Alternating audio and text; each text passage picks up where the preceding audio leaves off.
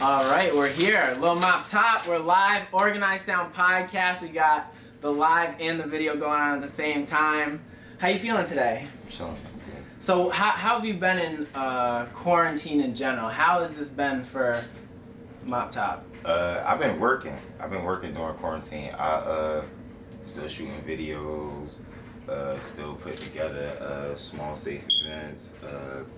Going out to network with people. That's how we met. Yeah. So I'm still moving.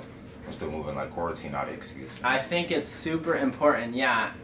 And there's also this feeling of like there's still a big question mark. When is it gonna be over? And no, like, you don't want to be the last person back working. You know what I'm saying? Yeah, definitely. And you see a lot of different artists getting into stuff and just being more creative. Have you felt more creative? Yeah, I've done a bunch of stuff during quarantine.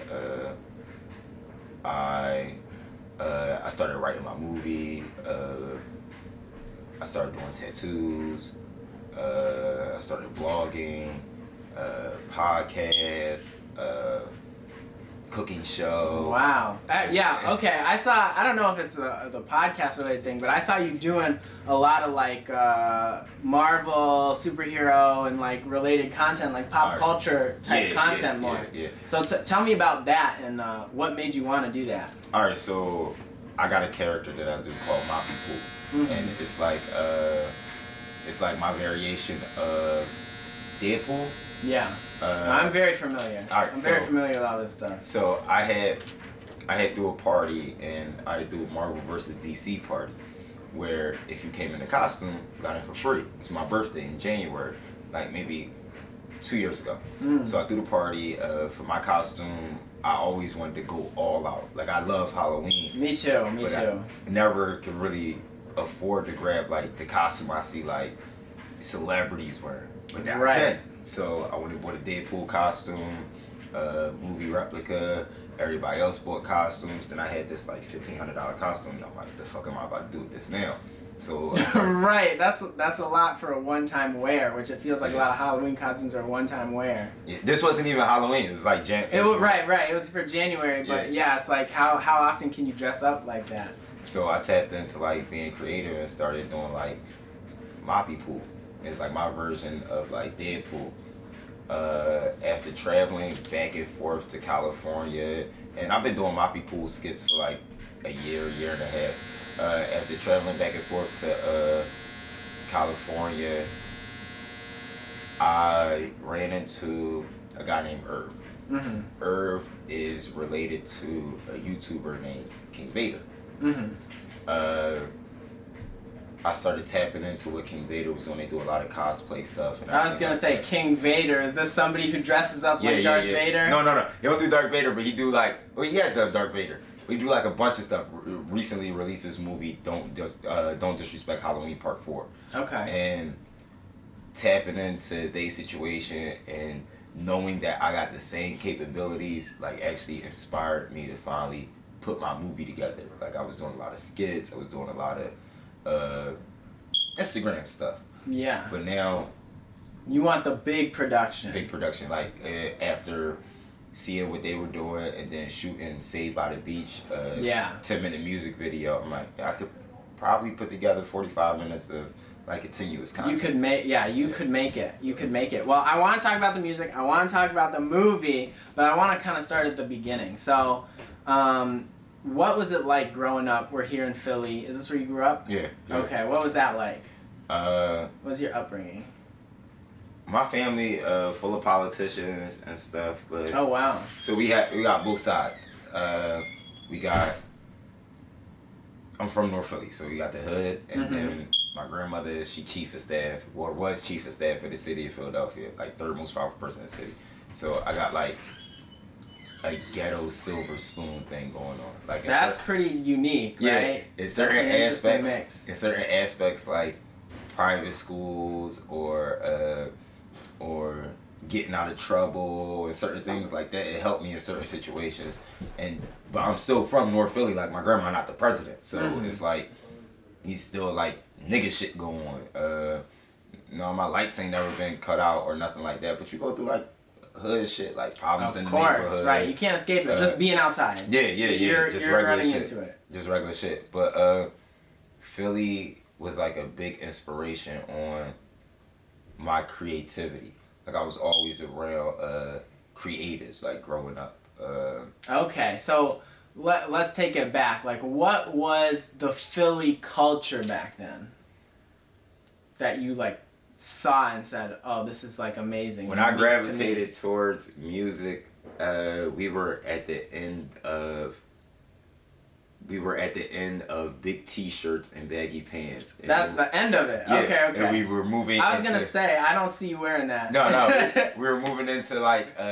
I jumped into music when, like, I fell in love with music around College Dropout. Like Okay. Around that, Yep. that time. Classic Kanye. Yeah, classic Kanye, and then Me Pharrell, too. Really. Lupe Fiasco. I was big into Eminem. Yeah. But I yes. like him. I was as much as I am like with the culture of the music today or whatever. I was a big fan of like wordsmith back then. J. Cole was like one of the most inspirational people to me. Kendrick Lamar, early Drake and stuff like that. Like listening to them guys, literally like make good songs, but still assassinate like the microphone or whatever. Like that's pretty much been like my goal throughout music. Like I want to make really good music, but I also want to be like known as like being lyrical as well. I feel like it's hard to do both. Like only like a select few people do both. Like either you got. It feels like hip hop has divided in that way, where it's like those two camps that are kind of going at each other. Even some of the people that they hail as like next up and stuff like that, like lyrics don't be booming. Like the songs be hard. Yeah. Like, whether they be not like to mention the melody thing has gotten yeah, so big. Yeah. And then it got into this thing where as long as you kept it, like if you did like gangster music, as long as it sounded a certain way, as long as you was speaking to something that people could relate to, it didn't matter how you rap. So it's like kind of weird to maneuver like within music. Definitely, but you're finding like a balance in there. Yeah. I like acting so much more than I like music. Oh wow! Like music is so that's kind of what you're going towards, because like you said, the music videos are turning into movies. Yeah. So like I've with not little accomplishments, like I've accomplished like a nice amount in music, but I just got like real bored. And it might be like the quarantine of it all. Like my tour got canceled and like 7 shows in. that is a bummer. So like right back to the city, traveling and stuff like that. But everything I've done has been like more or less content driven than music driven. And I don't know, it's like music, it's like a bitch. Music not around right now, but this bad bitch named acting, she around, so. For sure. Big time, right. It's like the content game is the whole game now. It's like people are making content because everybody's at home watching content. I have one more Philly question, which is, it feels like there's a new wave, right? There was the Tierra Whack, P&B Rock, Lil Uzi wave, and that was like new Philly. And it feels like we're entering the new Philly, because there's like songs popping off on TikTok. There's that Party Girl song that did really well. This Corvette, I don't know if you're familiar with that TikTok trend. No, alright, so I'm on TikTok. You're on TikTok. I gotta follow you there. Yeah. I'll do that after this. And I hear the lightning in the bottle tracks. They're good songs. I've even done like TikTok. You've done them, yeah. To you like hopped on Hood the trend. Baby, Corvette. And believe it or not, I know nothing of the actual record or where these artists are from. You don't need to, and I think that's what that's what's interesting about music now. So when you talk about like Philly like rap culture, I think the way it is now, this new like is amazing, because for real, it's not about where you from no more. Like I learn about where some of these artists are from like way after they blown up. Like I'll go to DJ Academic page, and I don't even know the guy name. He got the song Hood Baby. It was all over TikTok or whatever. Big fella. I didn't know he's from fucking Philly. Never seen him at a show. Never seen him at an event. Right. Never seen him at a studio. I see Corvette.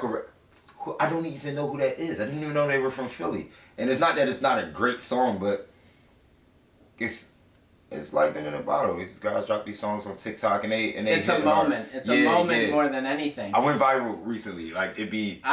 What with the Big Body Benz thing? Yeah. Okay. Yeah, yes. yeah. I was definitely gonna ask you about that and like how. Well, the question I had too. You talked about these artists. My question I was getting to was who do you really like and who's like a peer to you in Philly rap music right now? Somebody people should check out.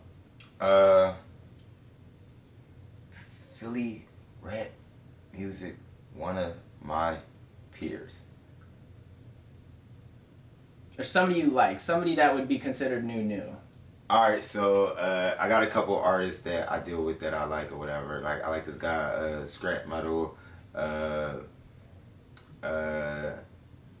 Damn, that's a hard question because I could name like It's almost too many. Yeah, not even that. Like I'm not tapped into like I'm not impressed by a lot of these niggas in my city. That's fair too. So, and I try to like in interviews or whatever, try to do like good media training, like gotta curve around certain things because I don't want to be offensive. But a lot of these niggas suck, and not more or less for like being bad rappers or anything like that. I guess they good rappers, but I don't know none of these guys. Like none of these guys are memorable. I don't recognize them when I walk down the street. Like it's people in Philly got blue checks, got 100,000 followers. I swear to God, male and female.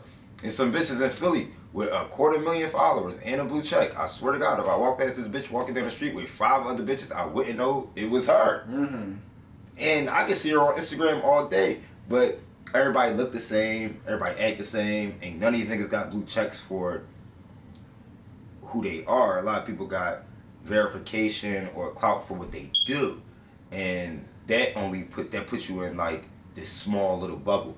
Like if you a street rapper and you make a lot of street rap music, that's what you do, that's what you get into, but you don't model, you don't act, you don't network, you don't hang out with other influencers, you're not in the mix, I probably don't know who the fuck you is because it's a community. At the so same time as like Philly not like that. It's a lot of motherfuckers in Philly known for what they do, not who they are, and they don't do anything more than what they do. Yeah, so I got you. Right, and that's a lot of what the internet is, right? You're in your house alone working on. But that's not what the culture is in LA. Okay. Like in LA, I shot Saved by the Beach. Yes. 75 person cast. 75 person cast. Everybody knew each other. And all these people, none of these people had like a bullshit following or wasn't working. And like you go to some of these people pages, they working every day at models, actors. Like the casting call was for models / actors. So no rappers, no just models, no just actors and actresses. So these people are on movie sets every day. The videographer, the person who shot it, I did the editing. The person who shot it is like one of the youngest award-winning filmmakers in Japan. Like in some of these cities, there's a culture of like, because some of these places have people that are actual influencers. I am among maybe like this many influencers in Philadelphia, people who actually have influence on things more than music. Like I go do something, people do it. I go record somewhere, people go there. I wear something, people wear it. I shop somewhere, people shop there. I smoke a certain type of weed, other people smoke a certain type of weed. So it's like I'm influential because I do so much. I can name influential people that I fuck with that's like popping right now because they lit. Like it's Biscuit, I know him personally. I fuck with him. Raw Blue, mad influential. I have a Raw Blue interview. Alright, so Raw Blue. He's dope. That's my guy. He's dope. Yeah, I saw he liked your pictures. Jigga Flames, that's my guy. Dave Burger. Like I can name all these other influencers that like inspire me to do amazing work and stuff like that, but none of these people are from my city. If you was like, yo, name another person with a blue check in your city that you want to work with? I know they exist. I do not know these You're niggas' not. names. I Gotcha. do not know these niggas' It's not names. top of your mind. That's okay though too, because it's like these other places, Jersey, and whatnot. I got homies in Jersey around. too. Those places are not hard to get to. You know what I'm saying? It's a little hour drive. You're in the center of a lot of different things going on. I wanted to talk. You kind of got into the Saved by the Bell video, so I think we should just like dive right into that. Or Saved by the Beach, rather. The Beach. But it's very inspired by the show, the television show, Saved by the Bell. So you've got this huge production. You rented out a school for this. Yeah.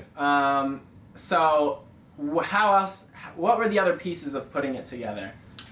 School, Airbnb, actually getting to LA, the 75-person cast, lunch for everybody. Getting everybody to the different locations.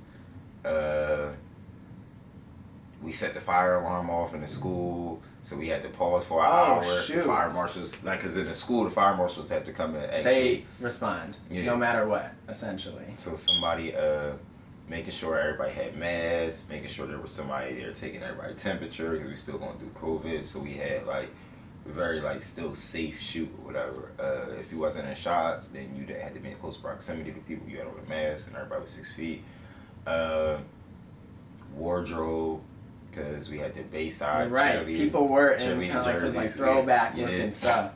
So for people who haven't seen it, tell them kind of the story or the plot of it. All right, so Saved by the Beach is I guess I'm your moppy Zach Morris type of guy, whatever, and I'm just moving through a day of school. The next day, we have a basketball game against these hulking big guys or whatever, and I got a girlfriend who's played by Jacquees, model actress from LA. She played the hysterical girlfriend, oh my god, these guys are so big and I'm so scared that you're gonna lose the game, one of those type of things. We reenacted the scene from Saved by the Bell where they did the whole drugs are bad scene. They did that PSA episode. That's pretty much it. Just a lot of different pieces. It was a movie, you said. It really was a movie. It had all the skits, but then it also had the song. Talk about recording the song. All right. And when you knew this was all gonna relate. I knew this song was a hit the second I started recording. I was off a Perk 30, an Adderall, and half an E-pill. Damn. A lot of Hennessy and 2 Red Bulls. J Banger, I had beats from J Banger in my email. So I had pulled up one of J Banger beats, and as soon as it came on, you could just hear the giggling in the sample, the girl voice in the sample, the way the beat hit, but it was still slow and melodic, but it was some drill shit. And I was this, we gonna fuck with this beat right here. And then it just came off. I'm off of Perk, Groovy, Snacks, Scooby, We Get It Jumping, Goofy, Smoke, Lucy's, and I'm this gonna be a joint. It was another artist that I was working with at the time. I put her on the track against my better judgment, because I know good music when I hear it, and I knew when I heard that song what it could do or where it could go. And I don't put people on tracks like that, but it was an artist that I was trying to groom and everything like that. New Mop Gang artist. Me and her business relationship didn't work out. She's removed from the song immediately. Had the people from Long Beach Studio out in LA send me the stems. Linked up with my frequent engineer, Mike Jones Beats. Jumped in the studio with him, put the second verse on it, where we get the ad-libs, mix, master. Out. So you work pretty quick. Would you say that? I work pretty quick when I work pretty quick when I want to. Saved by the Beach was shot and edited and finished within 4 days. 4 days. I did the editing. I did most of it on the plane ride home. Wow. But it's like for that video, for like the treatment was laid out so good. Most of the editing was just in like color correction and actually like laying the scenes down and stuff like that. The most time consuming part was the Saved by the Bell intro, which I made from scratch, like, cause there's no template for it online. Oh, right. So yeah, you got all those colors in the box, squiggly lines and everything like that. So, but it was a good John shot, shot by Tien. Production company was Taylor Productions. My homie out in LA, Taylor, he owned the company. He wrote the treatment, got the cast together, set up. All I did was like show up and then edit the video, and provide the soundtrack. Wow. So. Wow. So yeah, and I think what's important to what you're saying is that it takes a village, it takes a team to get when you want like to make something at a certain level. You can't. It's really just impossible to do it yourself. It is a team win. I want to talk about upcoming music. So, From LA with Love is the next album that could be coming out for you. Yes. What are we expecting on there? And you actually told me you weren't too worried about like putting out music or too like focused on music. So what like makes you want to do this project?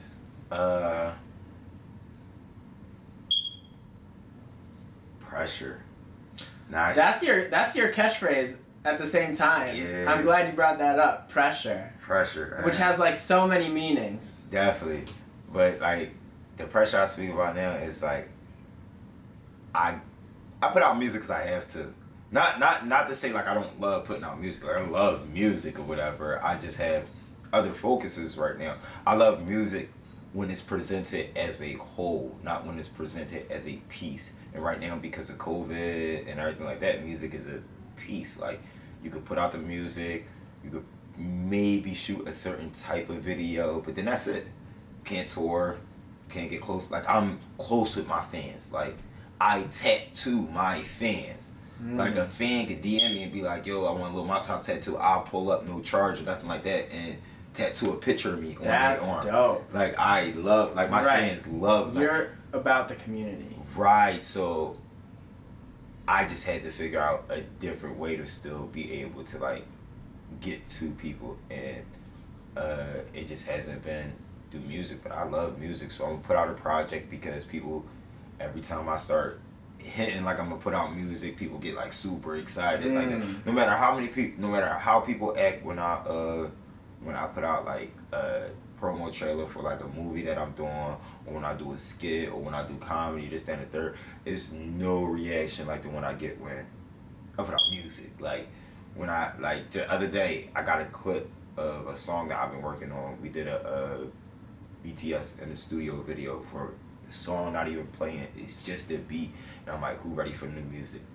1,000 people ready for new music. Everybody's ready. Everybody's ready for new music. And I'm like, damn, I might should jump in the studio so I can make fourth quarter. Like I might drop something in the December. Wow. In the December. I was gonna say, so what percentage done is it? My project, right now, like, today. Like one song that wasn't necessarily for the project, but I won't put out the project without this song. Mm-hmm. So my project done. Project was done before Saved by the Beach. Yeah. Saved by the Beach made it like I gotta put out a single, and I just know marketing, and I know like DSPs and algorithm. I just know it was better in my favor to put out the single first and wait on the project, then put out the project and then try to highlight the single. Sure. I just know my fan base don't work like that. I'm better off just, they got ADHD, I'm gonna just give them one record and focus on this one record. But then you wanna know what burned me up? It's people that act like I don't drop music though. I've literally dropped more music this year. Like I've dropped more completed singles this year than any other independent rapper that I know. Like anybody at my level, I don't know niggas with 50,000 followers dropping. Like I dropped 7, 8 music videos this year. Right. You're putting in the work. Well, I think part of it is like music is such a bottomless pit now. People will. It's like there's just no keep digging there's and stuff. no Somebody's number, like, there's no level. It's this yeah. bottomless pit of, oh, we want more music. Somebody tell me like, yo, when you dropping new music, I'm like, did you know I just dropped like, Science? I just dropped weeks Saved by the ago, Beach days like, ago. Yeah. Yo, like Science, Big Smoke, and Saved by the Beach came out no more than 3 weeks apart from each other. All those songs got music videos. Big Smoke, over 10,000 views on Pornhub right now. So I drop music. Drop a lot of music. I'm gonna drop more music though. You're gonna feed them. Yeah. You're gonna do what the fans want. Yeah. I want to talk about. I have a last question actually. So let's. I got my last question in mind, but before we get to that, we got to talk about the movie you're making. You told me about the movie. What? Moppy Pool kills the MCU. Moppy Pool kills the MCU, which has a lot of like. They did something like that with Deadpool. Yeah. Deadpool kills the MCU is like a. It's a comic. Yeah. Deadpool kills the Marvel Universe. So that's what inspired the movie. Just like all these comic book movies that come out or whatever, they're all pulled from like comic books. Mm-hmm. Like they all. I'm a comic book fan. If there's a movie coming out, I know the storyline before I see it. You know what's up. Because okay. What did you read? comic. What did you read growing up? It was like the first comic you got your hands on that you're like, yes, I'm hooked. It had to be like a Batman comic. Okay. It had to be like sure.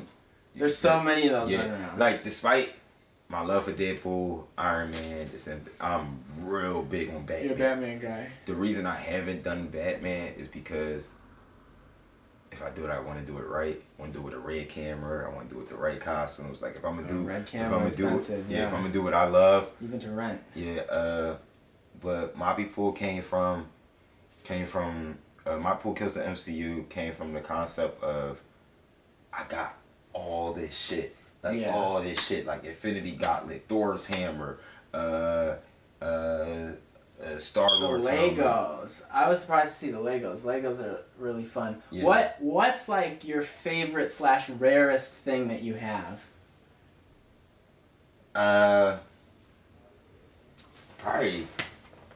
Probably this. This okay. Limited edition. That's Funko? Yeah, it's a giant. They make like 100 of these giant size really? Batman Funko. That is hard. So where'd you get it? I got it in Atlanta. Uh-huh. I got it in Atlanta. Like it literally had just dropped the day after I got to Atlanta. I ran to the I was on tour. I was on tour. I ran to the GameStop. Like every time I'm on the road, no matter where I'm at, I grab a Funko. I got that from Miami.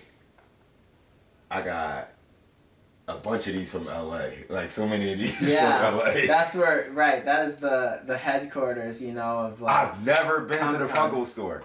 But they have a Funko store in Have you LA. been to a Comic-Con? I've been to like DC's version of cons. DC does their DC does their own thing, and I did their virtual thing this year. Yeah, Fandom. I've been to like WizardCon and stuff like that in Philadelphia. Every year when they do Comic-Con in my area, I'm in Atlanta for A3C. But this is probably that helmet up there. Okay. Did you custom paint that yourself? No. A painter named Rico, he painted all this stuff. That's the box everything came in. So that's not a painting. That's a box. That Iron Man painting over there came in that box. That helmet came in that box. And that's like my Iron Man display. That's dope, because it's so custom. But so throughout the movie, what I'm going to do is I got people that I've already casted in it. People are buying these costumes. Costumes range between $250 and $700 because it's after Halloween. You catch that good 80% sale discount. Yeah, because they try and get rid of them. I'm going to kill everybody. Mm-hmm. Everybody. Man, my daughter, she's 4. So is it going to be gory? Yeah. Mm-hmm. Like, my daughter, she's 4 years old. She's going to be baby Groot. Oh. I'm going to make her Groot. Killing her. Nice. Killing her. What a good father. Yeah. And then I plan on taking about 6 months to put this movie together. I kind of got an idea how I'm gonna shoot it. I got my script together. As people. So you wrote this script. This is a you script. Yeah, this is me. I wrote the script. I wrote the dialogue for the promo. Well, I didn't write the dialogue for the promo. I freestyled the dialogue for the promo the morning I was editing the video. So I know the comic. I know the story Deadpool. Deadpool kills the Marvel Universe. So it's not going to be hard for me to do this. As people get their costumes, I'll shoot their scenes. Unless people are part of a team, a lot of these scenes will be done individually. So if you were like Captain America, you're not part of a team. If you had your costume, no matter where I put you at in the movie, I could shoot my scene with you whenever we got everything in order for your scene. That's a cool way to shoot, yeah. So right now we're taking Zoom. We're doing Zoom auditions. People are DMing me, setting up their interviews via Zoom, and people reading their monologues, read for the characters they want. So it's cool. But wow. Every MCU character will be in this is happening. Yeah, right. Now you gotta you might have to be at the end, say, oh, we can't do it without these 5 costumes. Somebody come in and audition. But then what I did was to make it easy on people. I want all this stuff, but it's expensive to buy all the costumes at one time. So everybody, listen, if you buy your costume over the next 6 months, whether it's through a payment plan or however it is, I'll buy your costume off you. Wow. And I'll put them, I'll find somewhere in this bitch and put all them bitches on mannequins. Say, you'll have, I feel like at that point you could be the person that's just renting them out. Yeah, renting them out. But it's so freeing being able to know that I could do this. Yeah. And for a year, I didn't think I could do this. Okay, yeah, well, maybe not just in terms of movies and stuff, but when did you realize oh yeah, everything in my mind I can just make happen? When did you realize that? It was through editing. Through the capabilities of being able to edit. Everything that I want to do is edit. Okay. So do you edit on Adobe Premiere Pro? Yeah, I edit on everything on the Creative Cloud. Adobe. And right now, I love it. Me too. I'm starting to do animation and stuff like that. So discipline is everything. Every weekday morning, Monday through Friday, I get up 9 o'clock in the morning and I throw on 3 hours of this lady who teaches how to animate on the iPad Pro. That is so. Now is this YouTube? YouTube University. I love that. You can learn anything you want to learn. It's right there. So I know that when this movie gets to a certain point, you're gonna be a certain skill level, and I could do stuff there might be a character where I might have somebody play a big actually play Ant-Man. Somebody's gonna go get an Ant-Man costume, but I might want to do the thing that Deadpool does where he breaks the fourth wall and it turns into a cartoon. Yeah. I want to be able to animate that myself. I don't want to wait 9-10 weeks for a person to do 3 seconds of fucking animation. Right. Where I can animate it myself, do the dialogue myself, and it's there. It's there to do if you're just focused.